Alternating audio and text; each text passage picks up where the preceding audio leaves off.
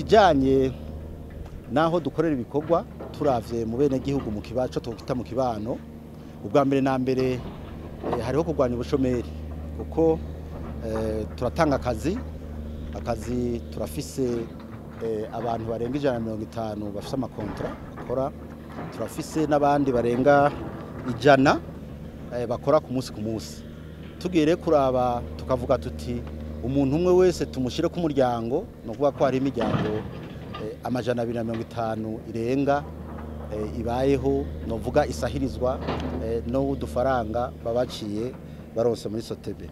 Ikigira igikurikira kindi ku rwego rw'igihugu nuko habaho ibikorwa vy'ubutare nibikorwa mpuzamakungu no kuvuga ko mwimbu uvuyemwo ugurwa amafaranga mva makungu. Amafaranga rero murumva n'igihugu gisanzwe kiyakeneye ni kimwe mu bikomeye kirimwo.